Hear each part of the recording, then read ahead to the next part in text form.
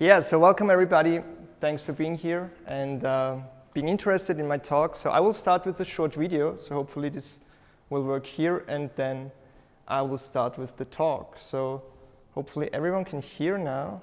So during my PhD thesis, when I already knew that being a researcher is not my dream job, I had a hard time studying for 9 years to become a PhD and then just go another route and jump into the cold water to be self-employed photographer with no photography training and no business training at all. It's rather crazy. I thought about for 2 years if I should really make the switch.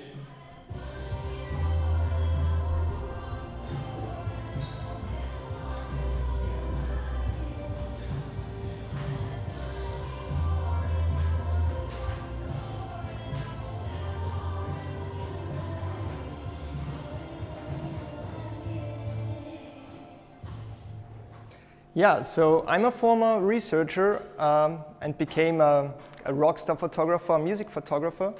And with the help of an online project that I started, I was able to build a worldwide community of Raving and of Raving fans. So what I would like to talk about today is how I made the switch from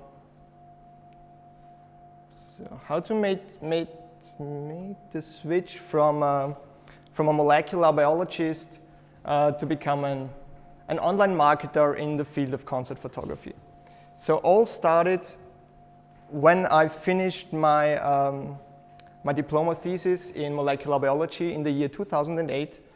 And I was super excited about the job. I started my PhD thesis at the General Hospital in Vienna, and I was sure one day I might win the Nobel Prize. Unfortunately, after 4 years, my ambitious curve looked like this. It went down into the basement, so to speak. So from being motivated and at least in the beginning, I thought this will be my dream job to be a PhD or a PhD in molecular biology. But in the end, it turned out it wasn't. And after 5 years, or basically 4.5 years, I was happy to at least get a free pizza at the happy hour. So I was thinking to myself what to do, because this is not, having this job is not what I want to have and where I want to spend my whole life. So I was thinking about, and music has always been really important for me. So you can see here a picture of me with these big headphones. So I was already listening to music at younger age. I started then to play guitar in a death metal band and wanted to become a musician. Also here, we weren't that successful, and we split up the band after a couple of years. When I was 28, I started with photography. So I got my first digital camera, you can see me here, taking pictures, and I thought, okay, if I'm unhappy with my life as a PhD in molecular biology, so maybe I can become a photographer. And all of a sudden, somehow it clicked in my head, and the voice told me, like, why you're not combining your two passions, music and photographer, and become a concert photographer or a music photographer. So in the beginning, it really sounded crazy for me because I had no idea. I had no photography training, I had no business training. I didn't know how the music scene works. So I just started out from scratch.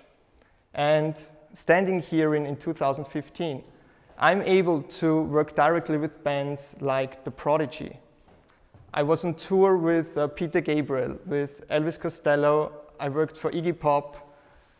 I'm standing on stages in front of 120,000 people here with the band Vintage Trouble, and they were the super band of AC/DC.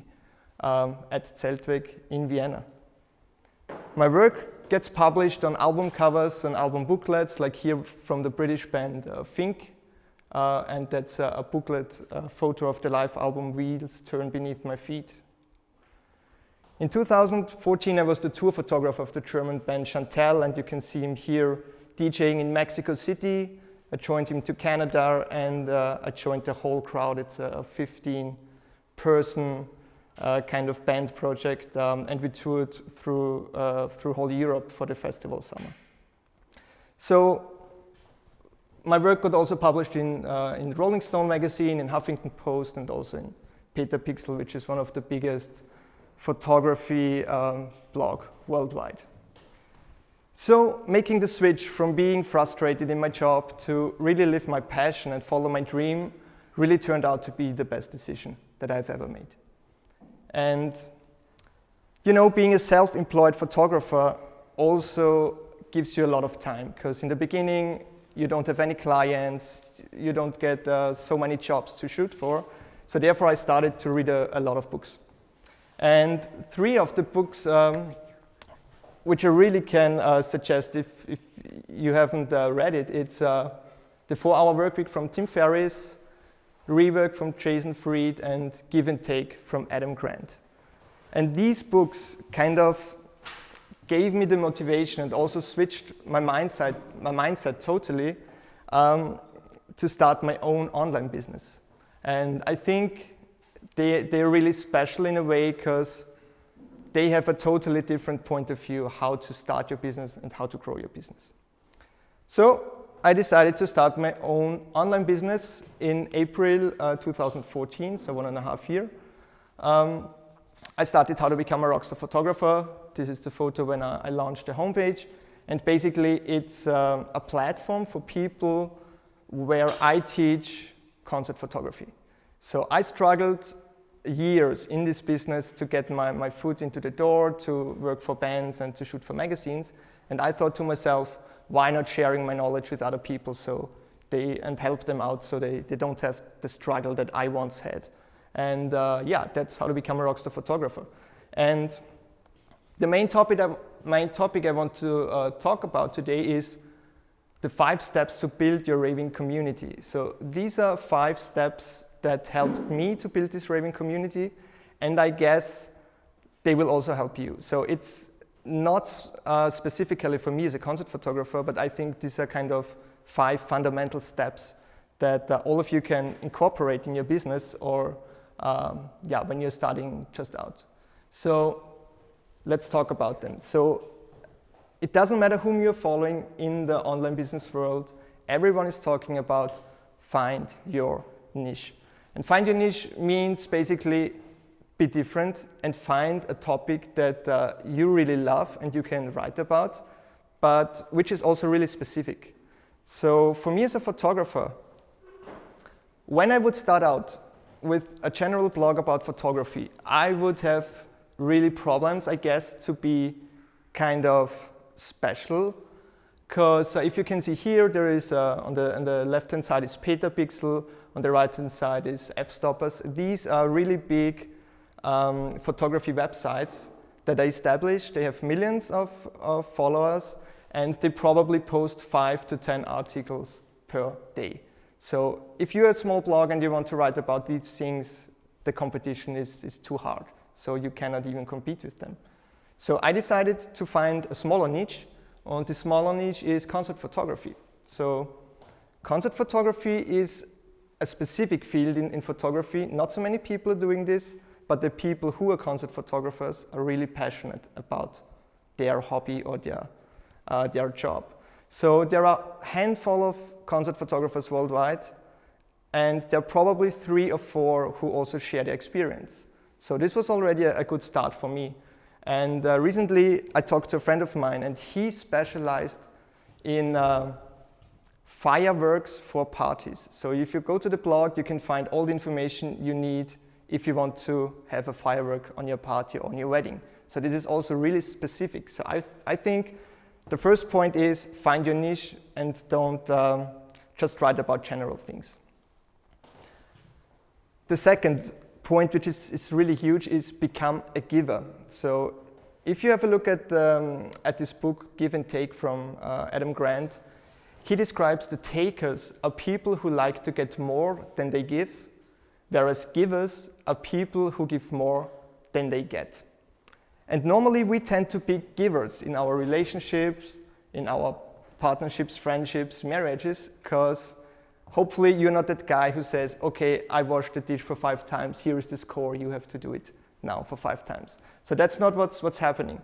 But in the job world or in the business world, most people are takers. So we don't have time to help others out. We are busy with our stuff, and we don't have time to do all the things. So we just take, take, and take.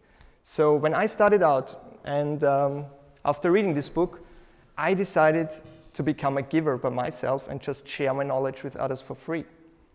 So when you start out your project with a blog, for example, the problem you have is that you don't have any followers, right? So you write a blog article, it takes you a lot of effort, a lot of time, then you launch it, and in the end, no one likes it. So you have probably 2 or 3 Facebook likes, whatever, because people don't know you. So when I started out with the whole project, I started out to write guest blog posts for big international photography sites like Digital Photography School. I hope you can see it here, but this article was shared about 53,000 times. So that's already a cool start, because they have almost 1.5 million subscribers. So they have a huge community, and they have already an established platform. So if you publish there with your name, people already know, okay, this is good quality content and we can follow him too. And these sites are giving all backlinks to your homepage then. Another one is here for blogographers. So I always wrote about kind of essential and basic tips for concert photographers. Here's another example from a platform from the UK. It's called gigphotographer.com.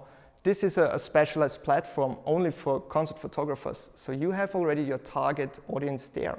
So also have a look at forums and groups. So you can post there for specific people. And here I gave an extensive interview. Also here another example, Manfrotto School of Excellence. If you know, or if you don't know probably, Manfrotto is one of the biggest tripod manufacturer in the world. And they also have a webpage called Manfrotto School of Excellence, where they share the knowledge with a lot of photographers from all around the world. And they also joined them. Here, this $free means that this is all free content for the people or for the followers, so they don't have to pay for it. Another important point is become an authority. So what do you think? What would be a good way to become an authority or an immediate authority? Do you have any idea? Write a book. Write the book. Something else?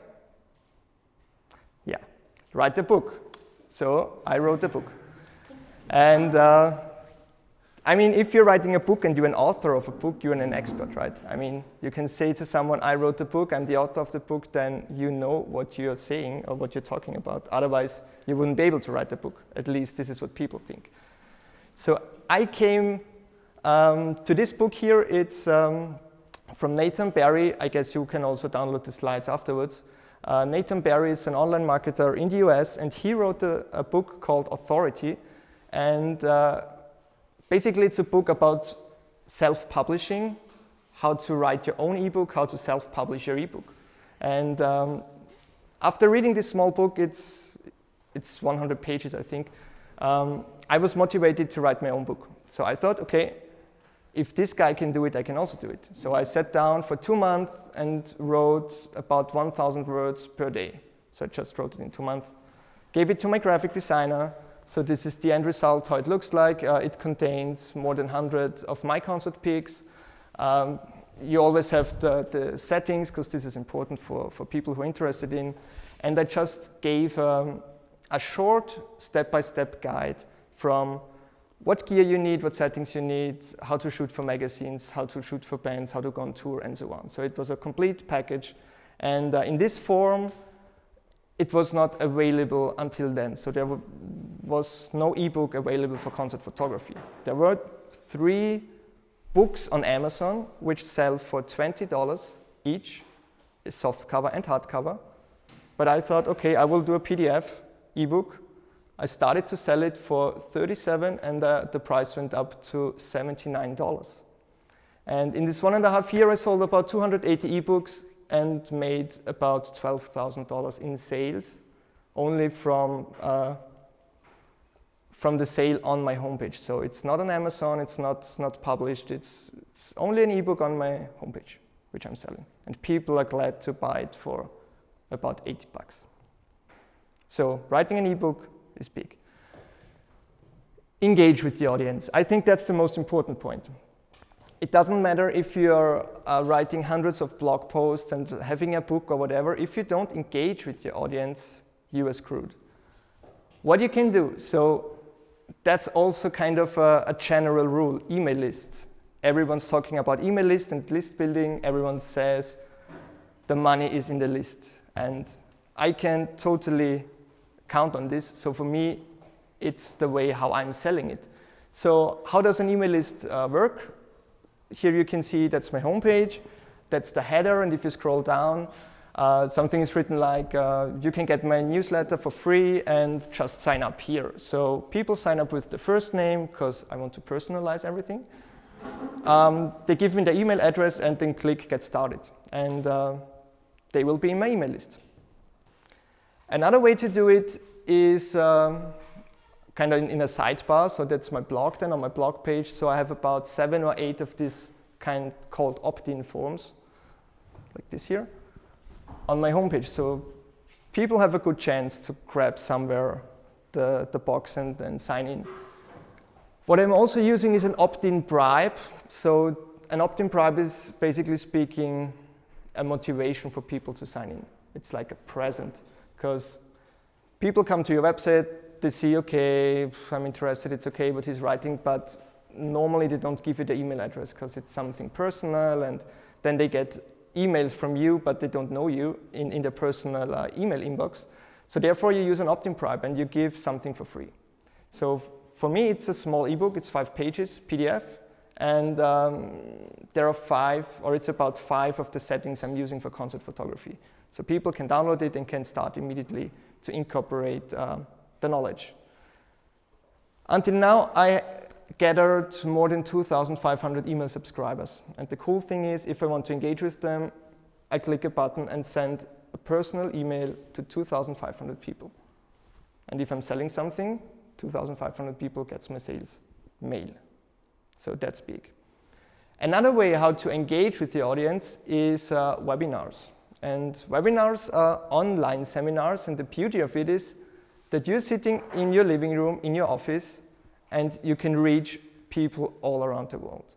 So I did this a couple of times now, specific for audiences in America, for Indonesia, because they have a different time zone, so it's a little bit tricky. But in general, this is like a landing page, how it looks like. You just say, okay, this is the date, and this webinar is on this date, and it's live at this time. So you always have to take care about the different time zones. And what I did here was a Q&A session. And Q&A session is the easiest way to do a webinar, because you don't have to prepare anything. So you're just sitting there and you ask people, what are your questions? And then you answer them. People can sign in, claim a free spot now. You get their email addresses again.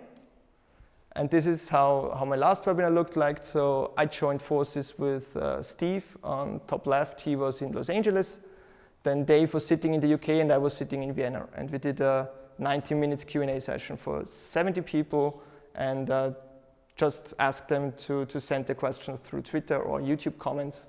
And this was a cool thing. And people really appreciate when you're doing this for them. Another one is Periscope. It's relatively new. It's, I don't know if it's really from Twitter, but at least it's a company that's now part of the Twitter network. And how is this working? You just take your phone, you have an app, hold your camera like this, and you start talking. And you can see here in this platform, people are joining in, they can leave comments, people are giving hearts, like likes on Facebook. And I did this together with a Canadian photographer who had kind of a Periscope show, and then I was sitting in my living room and 230 people watched for 30 minutes. And the cool thing about this is you just start. You don't even have to announce anything. When I start now my Periscope, there are about 50 to 100 people just watching. And I can talk about concert photography and engage with them. Another way, social media. I think you're rather familiar with this, so it's just an overview. I use Facebook. Here is a cover of the Wiener Bezirkszeitung where I was until I think 1 month ago, and probably you cannot see it here, but here are 250 likes or something like this, because what I'm using is my personal Facebook page. I have a fan page, but the personal Facebook page is the way to go. I think if you're building a name brand or a person brand, because you have a lot more engagement here. So if I post this on my fan page and I have 7,000 people in my fan page, there will be probably 10 likes. If I post it on my personal page and I have 5,000 people, because this is the limit, you cannot have more than 5,000 private friends, you get 250 likes. So I'm using my profile page to get my stuff out there. Instagram, rather big for me as a photographer. There are a lot of bands, a lot of photographers there. Just posting a picture of the show of Snoop Dogg, who was in the arena last month, 370 likes. Instagram is a little bit tricky because I have the feeling that the people are kind of trapped in this Instagram universe because you cannot have any links. So people won't follow you if you post something and say, go to my blog, because then you have to use bit.ly or some URL shortener, and then people are on their phones and then they have to type it in in their browser, so that's not working. But Instagram, for getting a crowd in Instagram is great for photographer. Twitter, the same thing. For me it's working because a lot of bands are there, and this is a picture from the sound check, or before the sound check in Innsbruck when I was touring with the British band Fink. And yeah, you just add Fink music, or that's their official page, and they can also see it on Twitter, they can retweet, they can like. And engage with the audience, build your own community. That's probably the coolest thing to do. I started a secret Rockstar group, it's called, and everyone who gets my ebook or buys my ebook gets into this Facebook group. So that's a group of really kind of hardcore fans who really evaluate or appreciate what I'm doing and who also bought my book. And this community has now about 208 or 6 people in there. And the cool thing is that I don't have to post anymore. So people posting their pictures, they're asking questions, and people are engaging. And there are also people in there who just found each other there and started their own projects. They started their own online magazines from the US, from the UK, they're working together. It's really cool. And if you really want to ask your audience, you want to know more about the audience, you just have this poll. I was asking, just wondering why you all started with music photography, and 90% said, I'm a music photographer because I love it. So I know 99 or 98% of my audience are doing this because it's their passion. So this is what they are burning for, and it's not about money issue or whatever. So I can target them with another blog post or whatever specifically. Yeah, and so the last part and the most fun part is experiment. So if you're having an audience, try things out and find out what you're really up to and what they want to have and what you can give them. And one surprising merchandise article is this little guy here. It's a key ring. It's basically a plastic. I have one here. It's basically this here. It's a plastic keyring with my logo on it, right? I mean, I've never thought about it to do this, but my graphic designer, Michael Paukner, came up with the idea and said, hey, let's do some keyrings. It's a cool merchandise article for the people. So we did it, we produced it. I sent it out to a couple of friends, and this picture was the first one which appeared on Facebook from William, a friend of mine from the Netherlands. And as you can see, there are 40 likes and people wrote, I love it, how can I get one? And so the whole thing started that people wanted to have these keyrings. And I'm selling it for $9.90 each without shipping. So, and what people are doing, they started to attach it to the camera. So it's here, and also this guy here in Romania.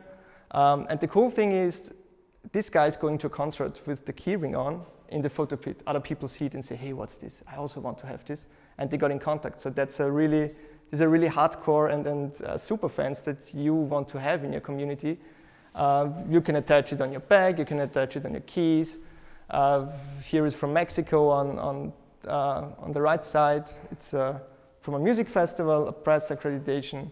People are doing crazy stuff and just sending to it, and you can also give it to your dog if you want to. So this was quite interesting to see that these key rings are really selling. So I'm selling these key rings. What I'm also doing is giving away free stickers, because this is really a good marketing or a good way to do marketing. So if I post a picture like this on Instagram, people are raving about, I want, where do I get it? And I just send them for free, and people send me back their pictures, having them on their laptops, on their cameras, on their lens hood, which is the same effect with the keyring if you're going to a concert shooting in the pit. And actually, I saw this girl at the concert Rock in Vienna when I was shooting Metallica, and you go to the press tent, and then all of a sudden you see this girl with the Rockstar stickers and say, you are the guy, and great. And I mean, it's really funny. Yeah, and you can also have just fun. This guy is Adam Matthias, one of the famous concert photographers of the US. At least he has, 120,000 Twitter followers and stuff like this. And I just hang out with him, and we had some fun with the stickers. So, yeah, and finally, t-shirts, also fun. I've never thought of doing this, but people wanted to have t-shirts. And that's another example of how you can use your community if you build it right, I have to say, or when you have an engaged community. I wanted to have t-shirts, but I wasn't sure which variant of the logo I should take, variant 1, variant 2. So I just asked my people, everyone said number 2, so they get number 2 from me, and people are sending pictures in again. So these are guys from the UK, the left one is from Italy, the other one is from Finland, and also bands like Millencolin, that's a Swedish punk rock band, that's the drummer, and also Fink. Tim of Fink, it's also the drummer of Fink. Also using these t-shirts now, which, I mean, that's the absolute craziness. If Tim is playing in front of 1,000 people and he have this t-shirt on, I mean, that's really awesome and crazy. And I'm really grateful for all the people who are supporting these projects and doing this, because, I mean, they don't have to, right? So, bring it to an end, the 5 steps to building a raving community. I would say, find your niche, become a giver, become an authority, engage with your audience, and experiment. So I guess these are 5 fundamental steps that worked for me, and probably they will also, or I would be interested to see if it will also work in other fields, but I'm rather sure, because having a community is always the aim, I guess, even if you're just an author, or if you're a blogger, or if you have your startup or whatever. So these are just 2 pictures from Google Analytics. You can see almost everyone in the world saw my blog at least once. And these are just some data. So I started in April 2014. And up till now, I think I have about 200 or 300 to 400 page views per day. Most likely they're coming from Google, organic search. And yeah, it's still crazy for me, and I just can't believe it, what's happening here with this project. So that was how to become a Rockstar photographer. If you have any questions, if you have any feedback, we can talk here. You can also write me an email at office@matthiashombauer.com. As I said, this is all done by trial and error, so I have no marketing experience, I have no photography experience, and I'm sure there are some guys here who know a lot more about affiliate marketing and all this stuff and content marketing. So if you're up to working together, have any ideas or any feedback, just give me a shout out. And yeah, take action. So probably we can do a Q&A session now. Huh? Yeah, let's do a little bit of Q&A. So any questions? Yeah. Does anyone have any questions to this project? Congratulations first. Thank you. Yeah, nice project, very well done. But what I want to know is, how did you really start? I think this is the hardest part, is getting your first big concert. I think if you have already pictures of 3 big bands, right. You will get more and more. How was the kickoff? Yeah, right. So this is also what I suggest to all the starting concert photographers. The problem is that you're starting out, you need all the equipment, but you don't have any pictures. If you want to shoot pictures like, maybe we can go back.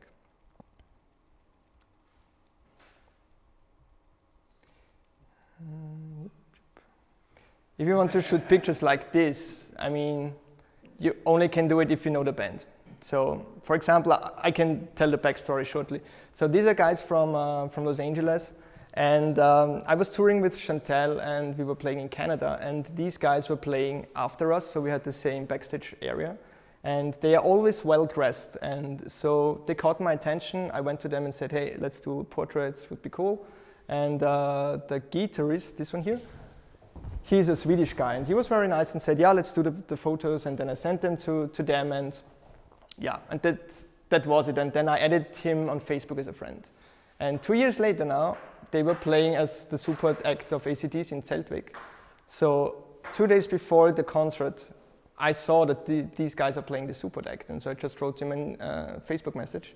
And he said, yeah, give me 24 hours, I will check this up. And then he said 1 day before, yeah, let's do it.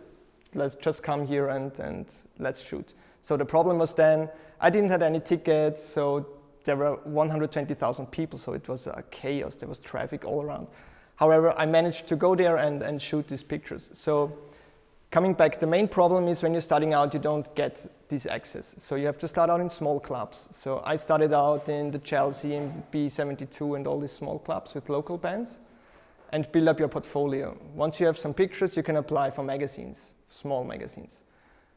I was shooting then for FM5, it's a small student blog. Then I was shooting for The Gap, and I'm shooting for Noisy and Vice. But it takes time. And I'm doing now concert photography for about 7 years.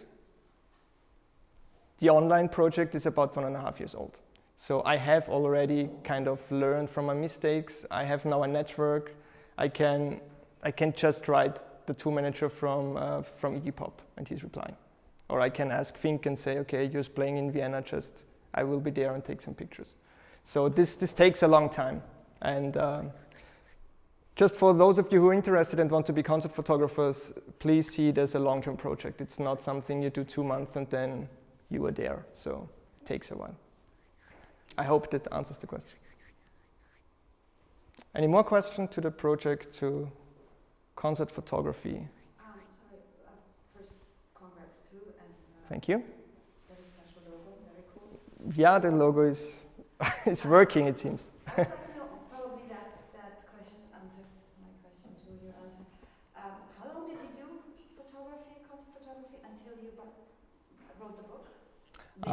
Yeah. So concert photography, I did about 5 years, and then I wrote the book. Okay. So you have been an authority, you knew. Yeah, so and I started out with guest blogging, for example. I think this one was my first guest blog I did 5 years ago. So I started already with guest blogging. I didn't have my own blog, but I thought, okay, I can share the things, and why not? And if I have the chance to get to the network of these guys here, which is for photographers, I mean, it's the best, because people are still coming from this side, from comments to my homepage and commenting. So I started out with guest blogging, and then I started out to get in contact with bands directly. So I think I was into concert photography for about 2 years, and then I started to contact Fatboy Slim, so the DJ, Fatboy Slim. So I worked with Fatboy Slim, and then I had the chance to work with The Prodigy, and so it adds up. So I worked with Peter Gabriel, with Elvis Costello, with Iggy Pop. And once you have this level and you can say, okay, I'm working with these guys, then it's easier to get other bands. And I think for sure that's also makes me an authority, I guess, in this field of concert photography more easily. Okay, yeah. One more? Yeah. Where do you see yourself in 5 years? Good question. That's a good question. Honestly saying, I have no idea where this project is going to. What I'm doing now, I'm working on a video course. So the ebook will be out soon, and there will be a video course. Basically, it's the ebook, but with a lot more of information and with a higher price tag for sure. Because this is still for me, this project is a lot of fun, but it's also a business. So for me, this is kind of the my side business from photography. And being a photographer is not really easy, because there are a lot of people who are doing photography, a lot of clients who don't want to pay, but probably you all know this in creative fields. Doesn't matter if you're a graphic designer, or a fashion designer, or a photographer. And at least this project gave me some security, kind of, because I know now if I'm sending my email to 2,500 people and I sell my ebook, 30 people will buy this ebook right away. And with the video course, yeah, it's a little bit different. It will be a higher price tag. The project will become bigger. I sure will try to get more people into it, write more blog posts, get a bigger email list and such like this. But in 5 years, I have no idea. One thing, I guess, with this project is I cannot really sell it to other companies if it's getting bigger, because it's my brand, it's my name, I'm writing all the blog posts. So it's not like Google can buy it and say, okay, we are continuing how to become a Rockstar photographer, because there is no one, I guess, who have this knowledge, at least if he's not a concert photographer. All right, okay. One question?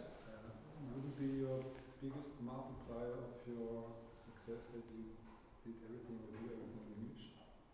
Yes, for sure. I was talking about finding a niche and so, and when I started out, I thought doing this in German might get me into problems, because there are not really a lot of people who are doing concert photography. So I know a lot in Vienna, or in Vienna probably you have, I don't know the numbers, but there are 40 concert photographers. Let's put it like this. Or who are doing this on a regular basis. So let's say there are 200 in Austria, whatever. But only the German-speaking market, like Austria, Switzerland, and Germany, I think it would be too small. And most of the people are coming from the US and from the UK, followed by Canada, Australia, and Germany. So I think if I would have started it in German, it wouldn't be such a success, I guess, because you're kind of limited with the people, because if you just only have 100 people in Vienna who are shooting concert and 50 buy the ebook, you're already screwed.